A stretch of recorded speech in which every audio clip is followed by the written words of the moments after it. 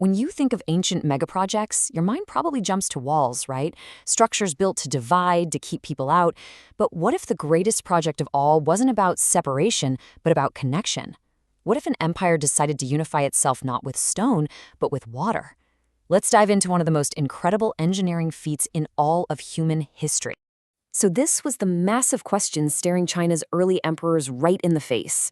I mean, conquering a vast territory is one thing, but how do you actually run it? How do you feed it, control it, and defend it? You have to be able to move goods, armies, and information. And in a land as huge and rugged as China, that is way, way easier said than done. And the heart of the problem, well, it was this massive split right down the middle of the country.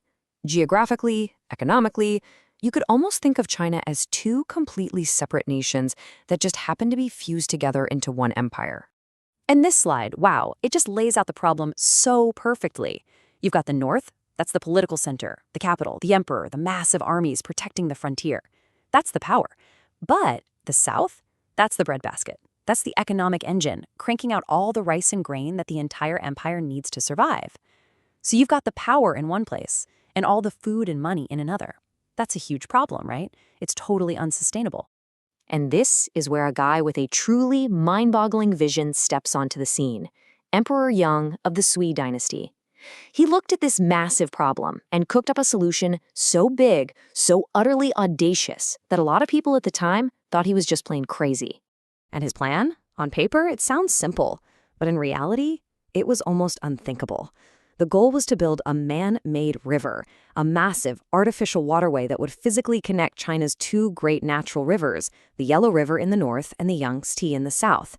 He wanted to literally stitch the two halves of his empire together. So how do you pull something like that off? Well, you mobilize one of the biggest workforces ever assembled. Just look at that number, 5.5 million people. We're talking men, women, even children, all conscripted, all forced into labor. This wasn't just an engineering project. It was a human event on a scale that's just, it's hard to wrap your head around. This quote, which folks attribute to one of the emperor's top advisors, it just says it all, doesn't it? That's the whole mindset right there. It wasn't a suggestion, it wasn't a hope, it was a command. They were basically telling the landscape, you will bend to our will. So you can't just have a big idea. You need the engineering to back it up. And believe me, this was some next-level stuff. We're not talking about just digging a really long ditch. No way. This was a super sophisticated system designed to create the longest artificial river the world had ever seen. And here's the part that just blows my mind, the speed.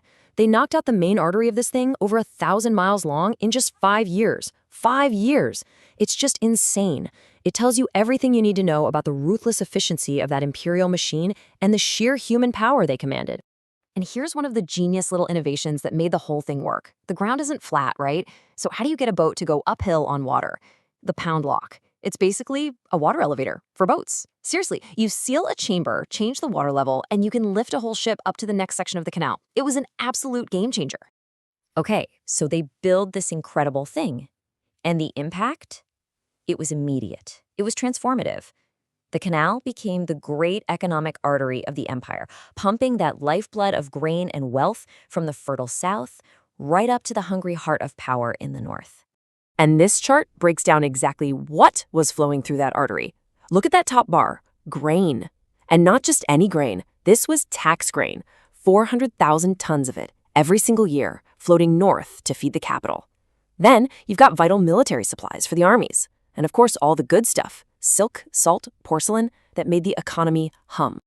And the effects went way beyond just moving stuff around. This canal literally built the nation. Huge cities popped up all along its banks. Armies could get to the borders in record time. And by making it easier for people and ideas to travel, it helped create a more unified culture. It basically created the world's first massive, integrated national market, all under the thumb of the emperor. Now here's the ironic part. The dynasty that built this thing, the Sui, they collapsed. Pretty soon after, actually. In part because the project was just so incredibly expensive, it basically broke them. But the canal itself? Oh, it wasn't going anywhere. It became this indispensable lifeline that would prop up dynasty after dynasty for centuries. Just take a second and look at that number. 1,500 years plus. For over a millennium and a half, this man-made river has been a working, critical piece of infrastructure. I mean, that's a legacy that is almost unheard of in human history. And that's really the key takeaway here. Emperors came and went. Dynasties rose and fell. But the canal was the constant. It was the absolute backbone of imperial China. If you controlled the canal, you controlled the empire. It was as simple as that. And get this, the story isn't even over. It's not just some ancient ruin. Today, the Grand Canal is UNESCO World Heritage Site, which is amazing. But even cooler is that parts of it are still alive. You can go there and see barges and boats still chugging along, doing business on a waterway that's 1,500 years old.